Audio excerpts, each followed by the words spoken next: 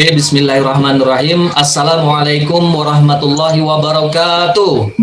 Waalaikumsalam warahmatullahi wabarakatuh. Salam sejahtera bagi kita sekalian. Semangat pagi. Selamat pagi.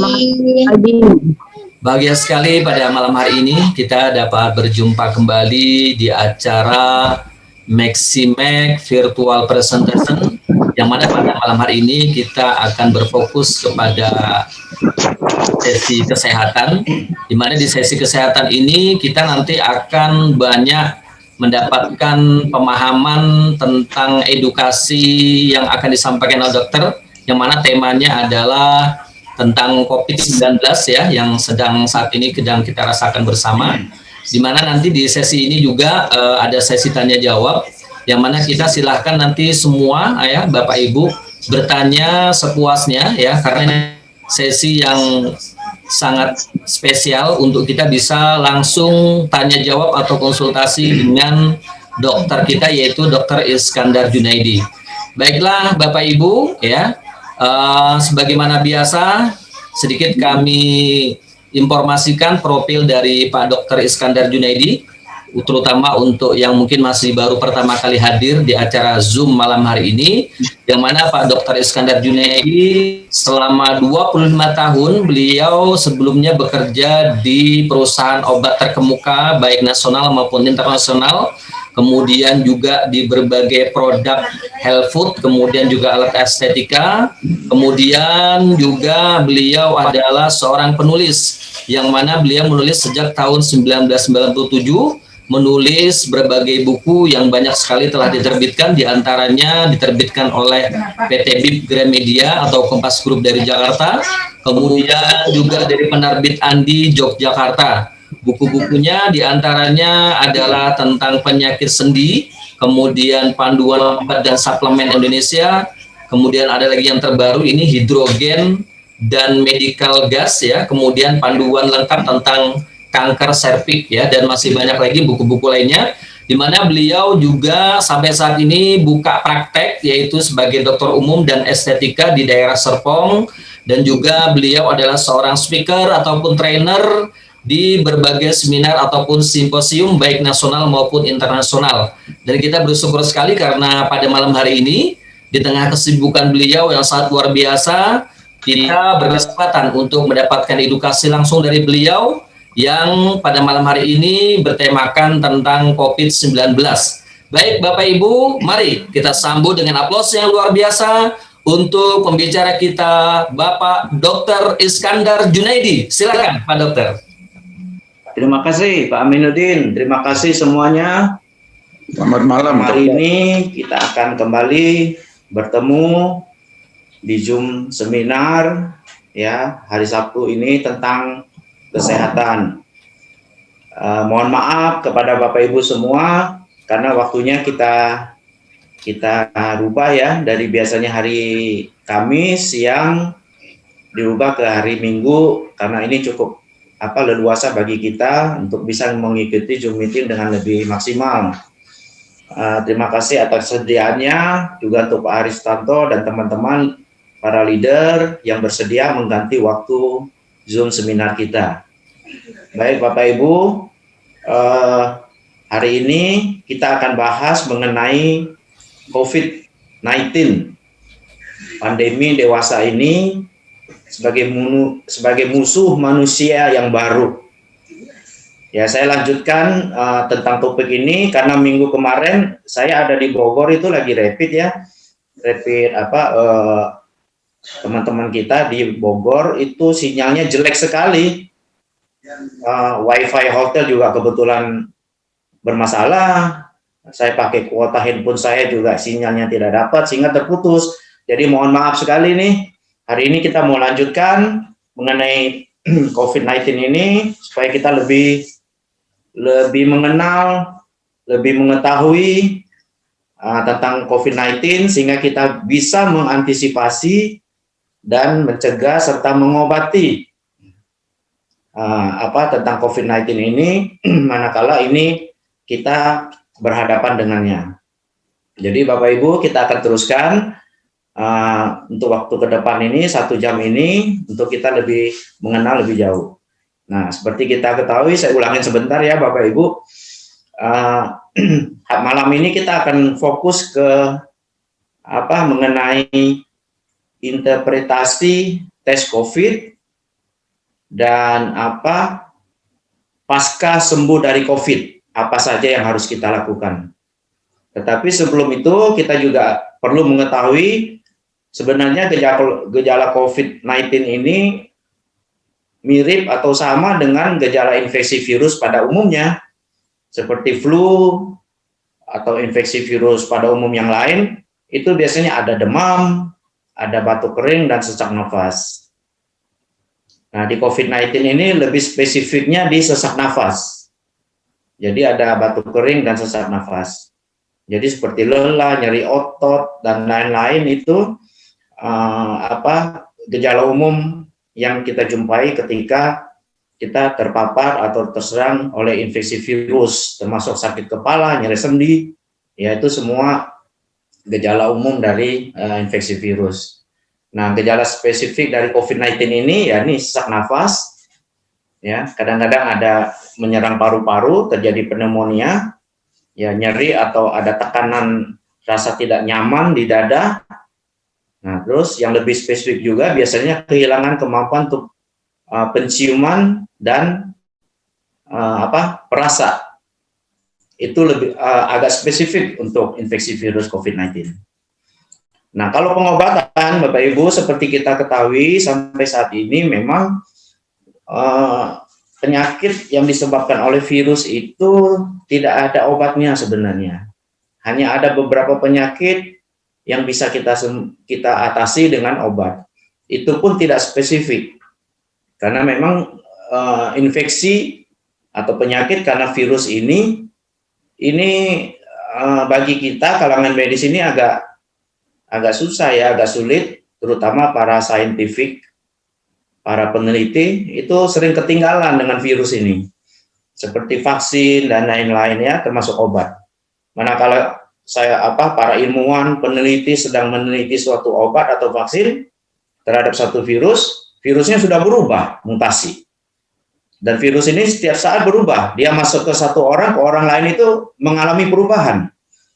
Masuk ke satu negara dengan satu iklim tertentu, cuaca tertentu, virusnya berubah, multiplikasi. Itu sebabnya obat dan vaksin untuk COVID dan virus pada umumnya itu tidak mutlak ada. Tetapi ya kita bisa gunakan beberapa obat secara umum untuk mengatasi penyakit karena infeksi virus. Ya, jadi ini pengobatannya yang jelas untuk COVID ini kita harus banyak minum. Karena apa? Karena coronavirus ini membuat cairan tubuh kita, khususnya cairan pernafasan, lendir-lendir di pernafasan dan paru-paru itu seringkali dibuat mengental karena perkembangan virus ini. Itu sebabnya yang menyebabkan banyak orang meninggal dengan cepat, kejadiannya kadang dalam hitungan hari, minggu, orang bisa meninggal. Karena apa? Karena kesulitan untuk bernafas. Paru-parunya kurang berfungsi. Nah, kita ketahui kalau kita kurang nafas, tidak bernafas, tidak mendapatkan oksigen, itu dalam waktu ya sekitar berapa menit kita sudah bisa mengalami kesulitan untuk menjalani hidup. Nah, maka itu banyak kejadiannya orang meninggal dengan cepat karena COVID-19. Karena apa? Dia menyerang saluran pernafasan dan paru-paru. Karena itu dianjurkan banyak minum. Karena air yang kita minum ini membantu mengencerkan darah dan lendir yang ada di tubuh kita, khususnya di saluran pernafasan. Sehingga mengurangi lendir-lendir yang mengental itu, yang menghambat, menyumbat pernafasan seseorang. Jadi harus banyak minum, ya, selain antioksidan dan nutrisi yang kita perlukan. Nah, kalau mencegah ya Bapak Ibu, kita sudah tahu, ya, sudah didengungkan oleh pemerintah, kelompok tertentu, masyarakat tertentu, ya. Kalau kita mau mencegah COVID, maka kita harus menjaga kesehatan kita secara prima. Menjaga kebersihan diri dan lingkungan sekitar kita. Nah, itu saja sebenarnya syaratnya. Nah, kebersihan diri dan lingkungan atau menjaga kesehatan kita bisa lakukan dengan 5M ya. Sekarang sudah disosialisasikan oleh pemerintah dan kalangan-kalangan medis. Penting sekali bagi kita untuk selalu memakai masker, mencuci tangan sesering mungkin, kemudian menjaga jarak. Diusahakan menjaga jarak ya, ketika kita ketemu dengan seseorang atau ada di kerumunan, itu menjaga jarak dan menghindari adanya kerumunan. Jadi kalau ada kerumunan kita hindari ya, karena di kerumunan itu virus biasanya banyak. Dia berada di sekitar kerumunan manusia, di ruangan tertutup, termasuk ruangan ber-AC yang sirkulasi udaranya tidak berganti, hanya itu saja udaranya masuk kembali dan kita hirup. Nah, itu kemungkinan besar seseorang bisa terpapar virus corona. Kemudian mengurangi mobilitas. Jadi memang kita dianjurkan saat ini untuk sebisa mungkin ya diam di rumah atau di suatu tempat dengan tidak banyak melakukan kegiatan atau bepergian. Nah, inilah hal-hal yang bisa kita lakukan untuk terhindar dari terpapar virus corona. Ya, bisa juga untuk mencegah kita sekarang lakukan vaksin. Ya, sekarang vaksin sudah ada, walaupun sekarang masih fokus kepada mereka yang bekerja di bidang tenaga kesehatan, para medis mendapatkan vaksin. Ya, mereka didahulukan karena memang berhadapan langsung dengan COVID-19 ini, dengan pasien, dengan mereka yang terpapar virus corona. Nah, itu nanti berlanjut ke masyarakat umum akan mendapatkan vaksin. Ya. Nah, kalau kita berbicara mengenai diagnosa atau screening COVID-19, maka sekarang yang bisa kita lakukan ini ada beberapa, Bapak Ibu ya. Satu yang sudah kita kenal, yang bisa mendiagnosa, memastikan seseorang terinfeksi virus corona, terpapar COVID-19 atau tidak itu melalui tes PCR. Ya, singkatan dari polymerase chain reaction. Jadi ini yang mendeteksi virus dan partikel virus, pecahan-pecahan virus, hasil-hasil metabolisme virus melalui hidung dan tenggorokan. Ya. Kemudian di situ juga ada nilai CT, cycle threshold. Cycle threshold yang dikatakan baik atau aman itu bila cycle threshold-nya 35.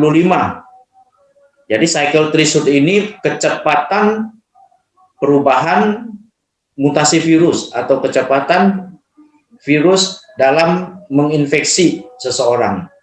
Makin tinggi CT berarti orang itu makin aman, kemungkinan untuk menginfeksi orang lain juga kecil. Berarti dia perlu kecepatan sekian banyak baru mengalami perubahan. Tetapi kalau CT-nya kecil, misalkan di bawah 35, itu berarti dalam ukuran cepat dan dalam jumlah banyak virusnya itu sudah sedemikian rupa, dan itu sangat memungkinkan untuk menular ke orang lain, dan mereka yang mengalaminya pun akan memiliki gejala dan mengalami penyakit yang lebih berat. Ya, jadi tes PCR. Nah, yang kedua yang umum kita lakukan, yang juga cukup ekonomis, bisa membantu kita untuk mendiagnosa atau men-screening COVID-19 ini adalah rapid test. Nah, rapid test ini sendiri Bapak Ibu ada 3 sekarang. Awalnya rapid test ini hanya melalui darah. Jadi tusuk jari ya, ditusuk jarinya, kemudian dilihatlah di situ kapan seseorang sudah mengalami infeksi, apakah tubuhnya sudah bereaksi menghasilkan antibodi dan lain sebagainya. Kemudian berkembang ada lagi rapid swab, usap hidung atau tenggorokan untuk mencari antigen atau partikel virus. Persis seperti PCR. Ya. Hanya di rapid test ini antigennya dicek dengan alat yang sederhana yang bisa cepat dihasilkan reaksinya sehingga mengetahui seseorang positif atau negatif. Sedangkan PCR ini cukup lama karena memakai alat yang besar dan harus menunggu sampai suatu sampel tertentu dimasukkan dalam mesin baru dinilai hasilnya. Dan harganya lebih mahal. Kalau rapid test antigen ini lebih murah ya. terjangkau untuk kita masyarakat umum terjangkau. Nah, rapid test antigen ini juga sekarang yang digunakan oleh pemerintah, institusi, perusahaan, perorangan, atau siapapun yang hendak memasuki suatu daerah tertentu harus memiliki bukti sudah melakukan tes rapid antigen dan hasilnya negatif. Nah, itu yang sering saya lakukan sekarang, termasuk kru dan artis film ya, sinetron. Mereka sebelum masuk ke satu lokasi syuting gitu untuk kumpul, mereka di rapid antigen dulu, dicek. Ketika sudah negatif, baru dicap tangannya atau dikasih tanda bahwa seseorang sudah dites, dan mereka baru boleh masuk ke arena, ke area yang ditentukan untuk melakukan syuting dan lain-lain. Nah, nanti dari situ setelah selesai rapid test, kita memberikan surat keterangan bahwa seseorang ini sudah melakukan tes rapid antigen dan hasilnya negatif, dan itu akan ditujukan kepada siapapun aparat yang berwenang yang ingin mengetahui apakah seseorang sudah negatif atau belum, ya melalui surat itu. Nah, itu yang sering kita lakukan ya, yang kemarin saya di Bogor itu seperti itu, melakukan tes rapid antigen terhadap artis sinetron, Ikatan Cinta, preman pensiun dan lain-lain. Itu mereka setelah tes ada suratnya dan baru boleh masuk untuk mengikuti syuting. Kemudian berkembang lagi Bapak Ibu, ada satu lagi nih rapid test. Jadi kalau kita yang awal itu rapid test sampel darah atau serum, itu untuk mengecek adanya IgM dan IgG. Jadi IgM ini imunoglobulin awal, sedangkan IgG ini imunoglobulin antibodi kita. Ya, jadi ini umumnya akan reaktif siapapun yang mengalami infeksi, entah itu virus, bakteri, jamur dan lain-lain, ya, ada infeksi saja apapun juga, ini biasanya akan reaktif rapid sampel darah ini. Maka itu kan tidak dipakai lagi nih untuk menentukan apakah seseorang itu negatif COVID-19 atau tidak. Nah, yang dipakai rapid swab antigen ya, rapid swab di hidung atau tenggorokan untuk mencari antigen virus, partikel virus di hidung atau tenggorokan. Nah, satu lagi yang terakhir itu bisa mengecek langsung antibodi virus corona. Namanya rapid antibody COVID-19 ya. Jadi ada 3 Bapak Ibu. Rapid test antigen, swab hidung dan tenggorokan untuk mencari virus, partikel virus. Kemudian ada rapid sampel darah untuk mengetahui reaksi tubuh dan kapan seseorang terpapar infeksi secara umum. Kemudian yang ketiga, rapid test antibodi terhadap virus corona. Jadi ada 3, dan ini masing-masing mempunyai peranan tersendiri di mana kita bisa pergunakan untuk mengetahui keadaan tubuh kita terhadap COVID-19 ini. Nah, ada 3. Nah, ini contohnya Bapak Ibu. Contoh alat rapid test. Jadi kita bisa lihat di sini, ini rapid test COVID-19 antigen. Kita lihat sini ya. Nah, kalau negatif, tes antigen virusnya itu ada di sini Bapak Ibu, di tes sampel ini di T. Ya, kalau C ini kontrol. Kontrol ini membuktikan kalau ada garis merah atau garis tanda yang lain, hitam atau apapun itu, tergantung alatnya ya. Ada yang merah seperti ini, ada yang hitam, ada yang biru, tergantung alatnya, berbeda-beda setiap alat. Nah, C ini kontrol, menandakan alat ini berfungsi dengan baik, dan ketika ditemukan garis berikutnya di garis T, tes sampel virusnya, seperti ini, ada garis merah, dan alatnya berfungsi, ada kontrol C, merah juga, alatnya berfungsi, dan ketemu ada garis merah lagi, atau garis warna biru, atau hitam, dan lain-lain, tergantung alatnya. Nah, ini positif, Bapak Ibu. Ini artinya positif. Jadi, di diri seseorang itu ada virus corona. Nah, hanya memang untuk rapid antigen ini, akurasinya sekitar 90% Bapak Ibu, 90%. Jadi ketika kita positif atau negatif, itu ada 10%-an kemungkinan hasilnya yang negatif jadi positif, yang positif jadi negatif. Bisa juga ketika dites dengan PCR. Nah, kenapa bisa begitu? Itu bukan karena alatnya tidak sensitif atau tidak akurat. Tidak juga sebenarnya. Karena alat rapid antigen ini, yang alat sederhana ini, ya seperti ini mengecek atau mendeteksi virus corona secara umum. Nah, perlu Bapak ketahui, virus corona itu ada 4 loh Bapak Ibu. Nah, bayangkan ini ya Bapak Ibu ya, virus corona saja yang penyebab yang kita sekarang lagi heboh, COVID-19 itu ada 4 virus corona yang ada, yang kita kenal. Nah, ini yang dideteksi oleh rapid antigen dengan alat rapid ini. Jadi di sini positif ini bisa saja di sini virus corona yang tipe alfa, beta, gamma, dan delta. Jadi ada 4 di sini virus corona. Nah, bisa misalnya di sini dia positif. Ketika dicek dengan PCR, jadi negatif misalnya.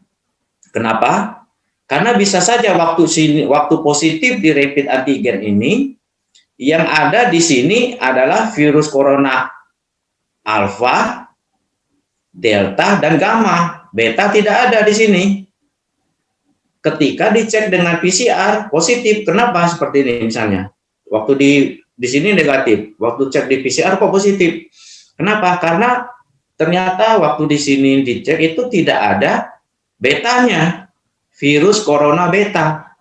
Nah, penyebab COVID-19 ini beta coronavirus yang dilacak spesifik oleh PCR.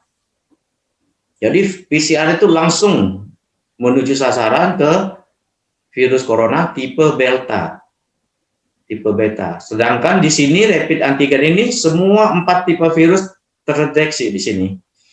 Nah, gitu ya. Jadi bukan tidak akurat, tapi karena memang kemungkinan di sini tidak ada beta corona, sedangkan waktu dicek di PCR ternyata ada beta coronanya. Jadi sehingga negatif bisa positif, positif bisa negatif. Tapi itu hanya 10% Bapak Ibu. Kita bisa pegang nih, aturan ini kita bisa pegang.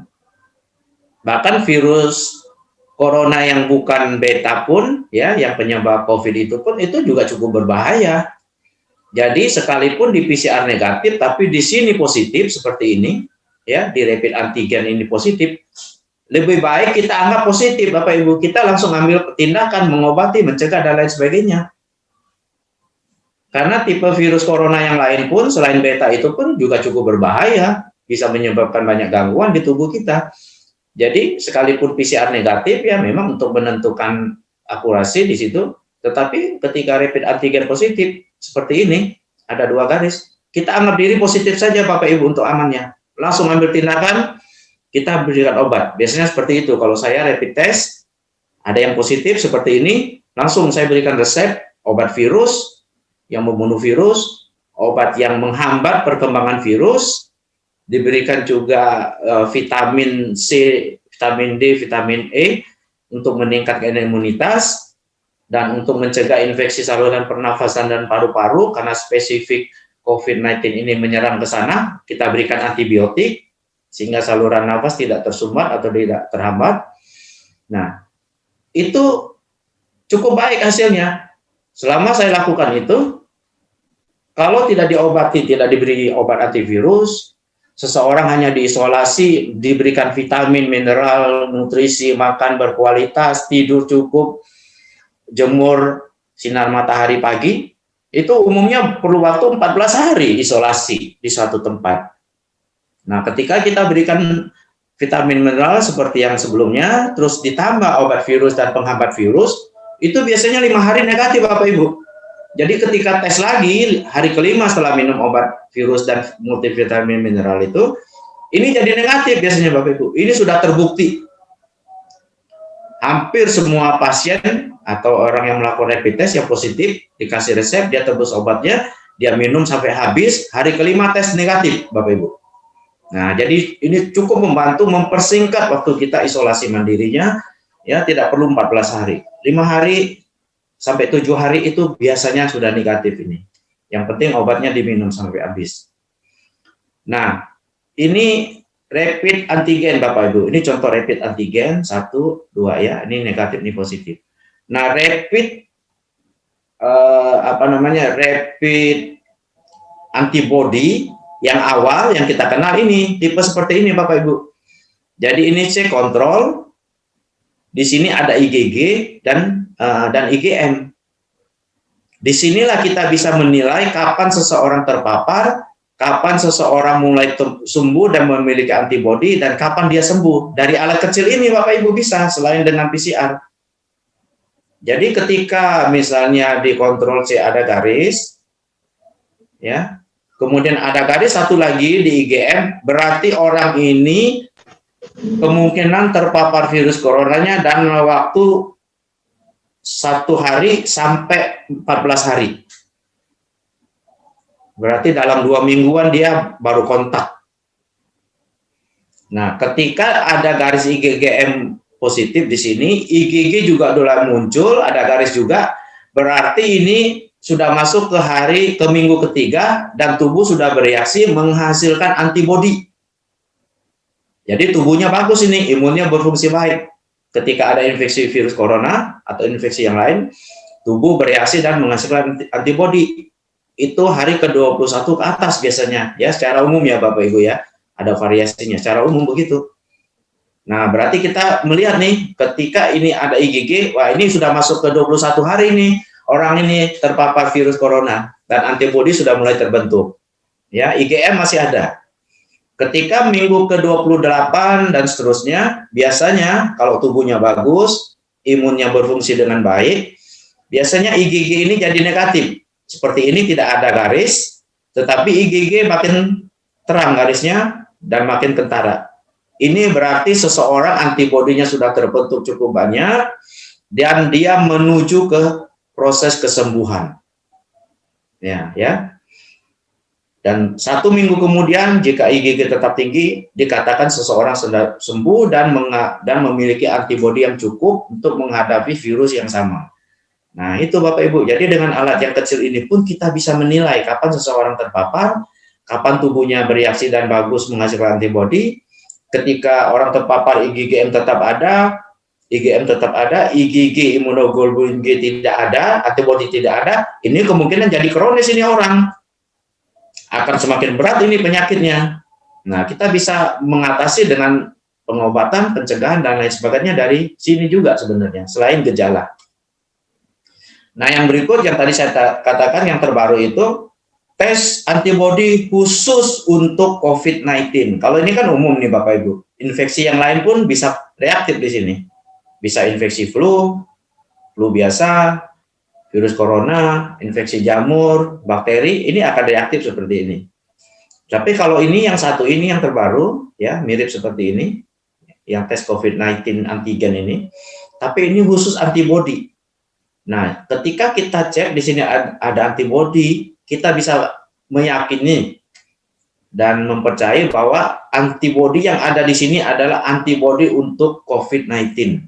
Bukan seperti di sini, antibodinya masih umum, bersifat umum, bisa untuk yang lain. Tapi kalau ini, tes yang ini, kita bisa pegang dan percaya bahwa ini adalah antibodi khusus untuk COVID-19. Nah, jadi ada 3 alat rapid test Bapak Ibu. Antibodi secara umum, dan antigen.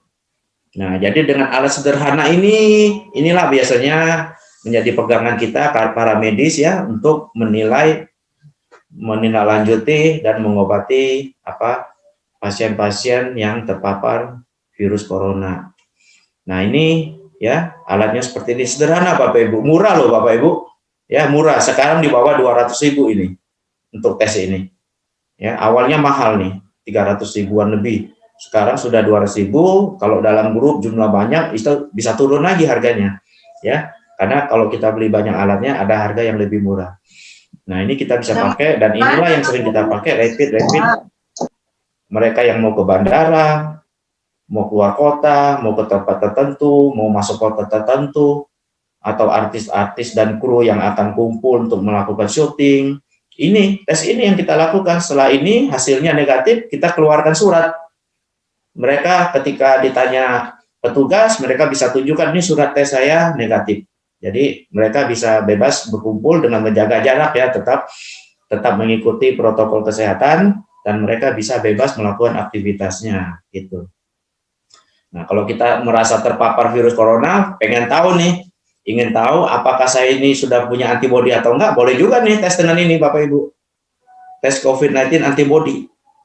Kalau udah ada antibodi, itu kita bisa cukup aman untuk sekian waktu. Tidak bisa ditentukan Bapak Ibu ya berapa waktunya, karena tergantung respon tubuh kita. Itu dari minggu sampai bulanan, tergantung imun kita seberapa banyak menghasilkan antibodi. Yang penting kalau ini ada positif di sini berarti kita ada antibodi, ya kita bisa cukup untuk sementara aman. Ketika virus corona menyerang kita, sel kita akan otomatis bereaksi dan membunuh virus corona tersebut karena kita memiliki antibodi di situ ya. Nah, antibodi ini boleh kita rutin cek ya, selain rapid antigen yang sekarang berlaku tiap 3 hari ya Bapak Ibu ya. Kalau kita mau masuk kota Bali dan Pontianak, keluar peraturan dari pemerintah itu 1 hari sebelum ke Bali dan Pontianak harus rapid antigen ini. Untuk kota lain 3 hari biasanya. Jadi suratnya berlaku 1 hari untuk Bali dan Pontianak, 3 tes COVID ini. Ya, jadi ini Bapak Ibu ya. Sekarang kita sudah tahu. Jadi kapan kita melakukan tes antigen, kapan kita melakukan tes antibodi secara umum, general, dan kapan kita melakukan tes antibodi khusus untuk COVID-19. Ya, dengan alat sederhana ini kita bisa mengetahui kondisi tubuh kita dan menjaga kesehatan kita. Ya. Nah, sekarang interpretasinya Bapak Ibu. Dari alat tadi itu ditambah PCR. Nah, sekarang kira-kira seperti ini interpretasinya. Ketika hasil rapid test positif, ya, jadi rapid test positif atau PCR positif, ya, itu biasanya perlu kita lakukan tes terhadap seseorang ketika dia memiliki gejala, ya, tes antigen. Jadi ketika rapid test antigennya negatif, ya ini juga belum tentu bebas dari COVID ya, Bapak Ibu. Seperti tadi saya katakan, bisa saja di sini negatifnya karena tidak terdeteksi oleh rapid alat sederhana tadi yang 10% itu, bisa saja waktu di PCR dia positif atau sebaliknya. Nah, ketika swab test atau rapid test antigen PCR dan rapid test ini mendeteksi adanya virus corona di hidung atau tenggorokan, maka interpretasi kita bisa seperti ini Bapak Ibu. Jadi ketika rapid antigen, ya, usap hidung atau tenggorokan, dan PCR usap hidung dan tenggorokan, ya, ini bisa dua-dua atau salah satu positif, tetapi IgM-nya negatif, IgG negatif, itu menandakan infeksi baru terjadi, ya, 1-7 hari yang lalu. Berarti ini orang baru terpapar. Kalau hari pertama kemungkinan dia menginfeksi orang lain itu menularkan ke orang lain kecil. Tetapi di hari ketiga sampai hari ketujuh ini puncak reproduksi multiplikasi virus dan dia akan menular ke orang lain, akan menularkan ke orang lain. Ya, jadi di hari ketiga 7 itu biasanya tingkat penularannya cukup tinggi. Nah, sama ketika kita mengetahui rapid antigen atau PCR positif, IgM positif, ya, IgG positif, ini kita bisa katakan bahwa dia sudah mulai membentuk antibodi dan ini terjadinya sudah 7-14 hari. Nah, dari situ Bapak Ibu, yang alat kecil tadi itu juga bisa membantu. Jadi ini positif bisa mengartikan bahwa dia sudah terjadi 7 hari sampai 14 hari. Nah, ketika kita tahu lagi misalnya rapid antigen dan PCR positif, IgM positif, IgG positif, ini sudah terjadi selama 14 hari sampai 21 hari. Ya, mengetahui IgM, IgG ini bisa dari alat yang tadi Bapak Ibu, yang simpel tadi, yang sederhana yang tadi kita lihat, ya, IgM, IgG di situ, ini terjadinya 14 hari sampai 21 hari. Nah, inilah juga batas kenapa kita isolasi mandiri 14 hari sebelumnya Bapak Ibu. Karena di hadapan 14 hari ini antibodi kita sudah ada.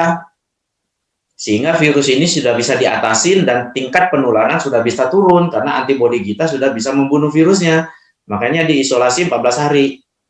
Nah, tetapi dengan pemberian obat virus, ini bisa dipersingkat nih.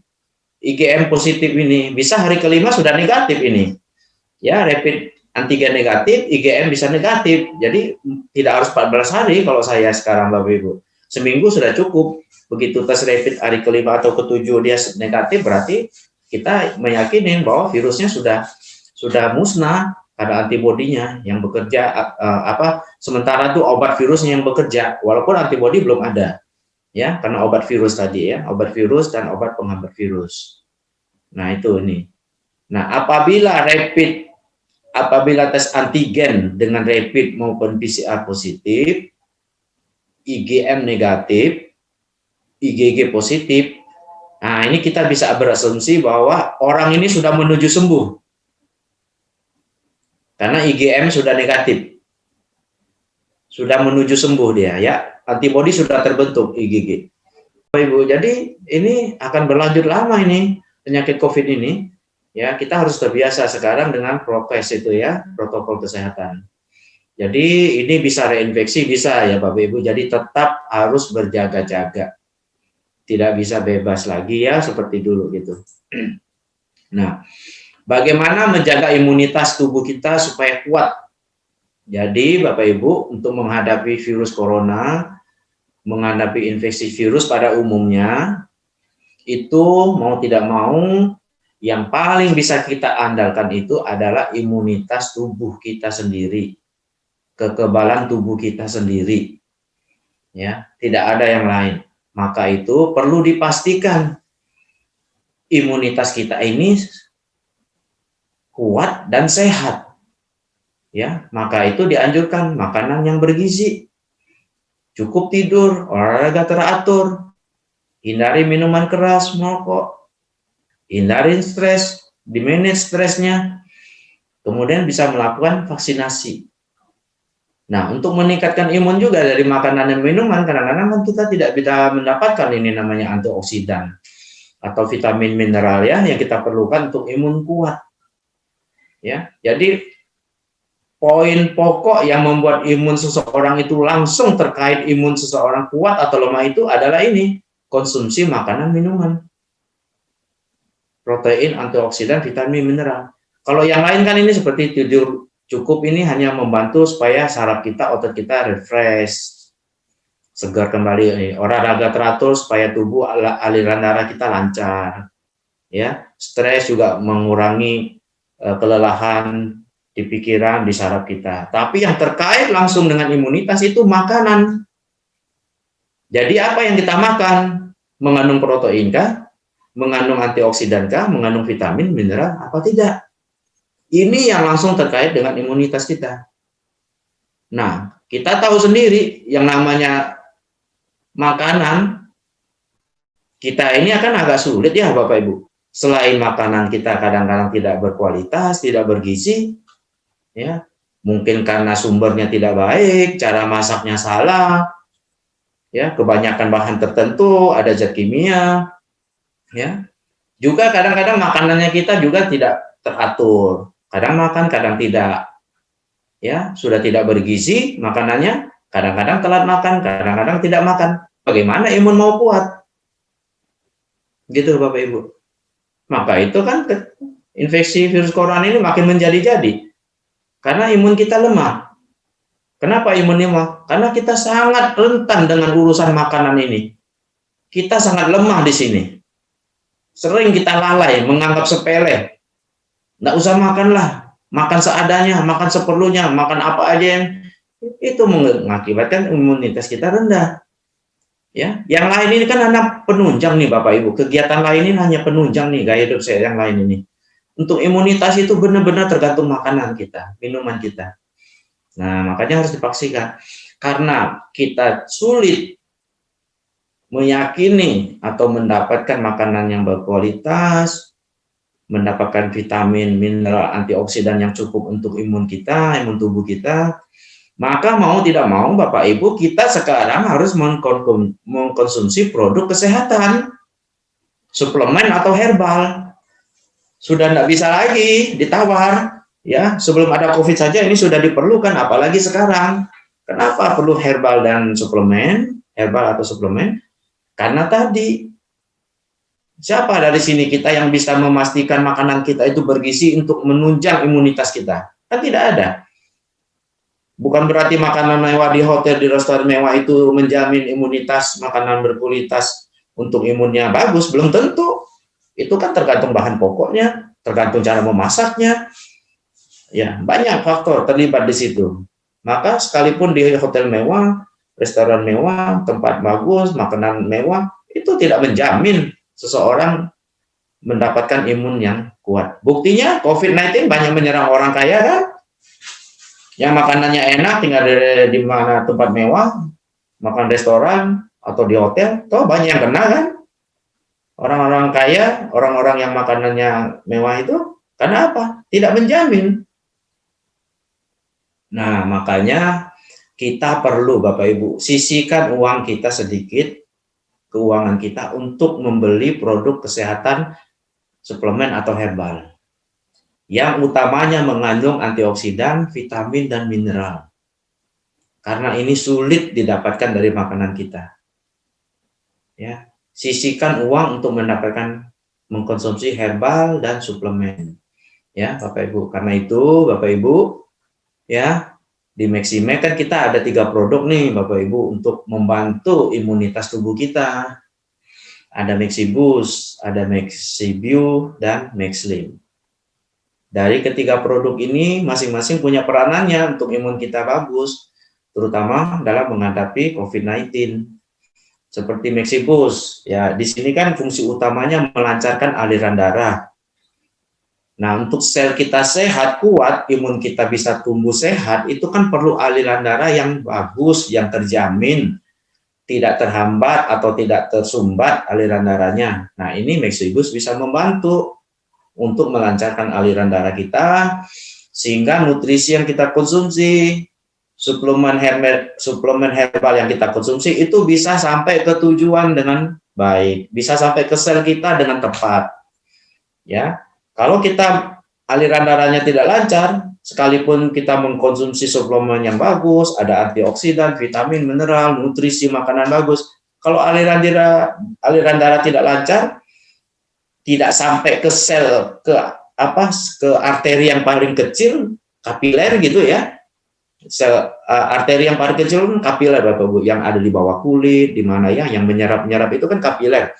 Kalau tidak sampai ke situ, apa yang kita makan, minum yang berkualitas itu juga seperti tidak ada gunanya atau sekecil manfaatnya.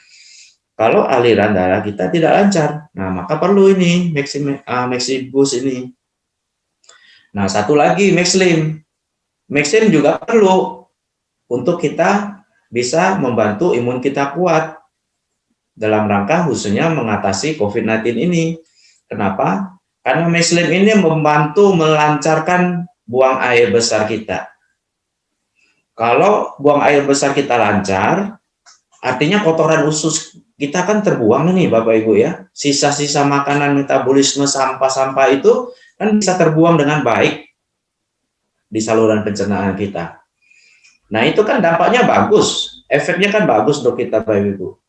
Kalau sampah usus besar, kotoran ya, itu dibuang dengan teratur dengan bantuan Maxlim ini ya, yang memperlancar pembuangan air BAB kita, karena ada serat, ada fiber di situ, ada probiotik yang membantu usus besar kita bisa lancar membuang sampahnya. Ini kan berarti usus kita kan bersih. Kalau usus kita bersih, nutrisi yang kita konsumsi, entah itu produk herbal, suplemen, atau nutrisi yang lain, kan bisa diserap maksimal.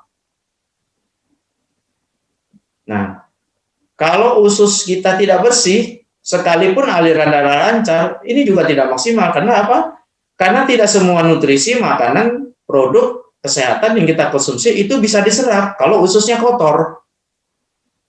Ya, walaupun aliran darah lancar, tidak ada terlalu banyak manfaatnya kalau usus kita kotor.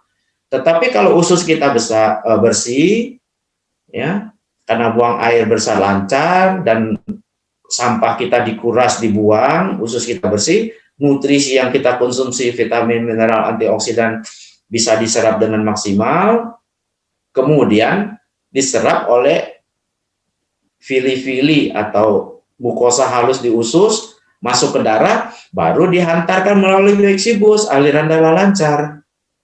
Jadi ini kan terkait Bapak Ibu. Ini yang membuat jalannya, wadahnya bersih, supaya bisa menampung dan menyerap makanan, nutrisi. Ini yang menghantarkan nutrisi, Mexibus. Nah, di dalam nutrisi yang dihantarkan oleh Mexibus ini, kan harus menjamin adanya antioksidan di situ, vitamin mineral. Nah, disitulah peranan Mexibio. Jadi bukan hanya nutrisi, protein, dan lain-lain, tapi tidak ada antioksidan juga tidak akan banyak membantu imun kita. Karena antioksidan ini menjaga sel kita itu sehat. Bisa menetralisir radikal bebas atau oksidan yang merusak sel. Ini fungsi antioksidan. Jadi kalau Mexlin sudah bagus, usus kita bagus, makanan diserap dengan baik, dihantarkan baik juga oleh aliran darahnya lancar dengan bantuan Mexibus, kemudian sampai di sel juga belum tentu bisa akan maksimal fungsinya kalau sel kita tidak dilindungi, ya, tidak dilindungi dari kerusakan yang diakibatkan atau ditimbulkan oleh radikal bebas atau oksidan. Istilahnya, seseorang kalau lagi sakit dikasih makanan minuman kan malas Bapak Ibu ya. Anggap sel kita seperti itu. Sel kita kalau tidak sehat dalam keadaan sakit karena dirusak oleh radikal bebas, ya tidak ada guna juga itu makanan, nutrisi, antioksidan, zat-zat lain yang tadi diberikan itu ya untuk difungsikan, dimanfaatkan oleh sel kita karena dia sendiri dalam keadaan sakit atau rusak oleh oksidan atau antioksidan. Nah, itulah perlu Mexibio Bapak Ibu yang bisa membantu sel kita tetap sehat, ya, tidak dirusak oleh radikal bebas, sehingga nutrisi yang sudah diserap maksimal oleh usus kita dengan bantuan Mexlin bisa mengalir dengan lancar karena ada aliran darah yang lancar karena Mexibus, sampai ke sel kita juga diterima dengan baik karena sel kita sehat, dilindungi oleh antioksidan dari kerusakan yang diakibatkan oleh radikal bebas. Nah, itu Bapak Ibu. Jadi terkait semua nih, ketiga produk ini bisa kita manfaatkan untuk imun kita kuat, kita sehat, mendapat nutrisi, dan terhindar dari COVID-19 ini.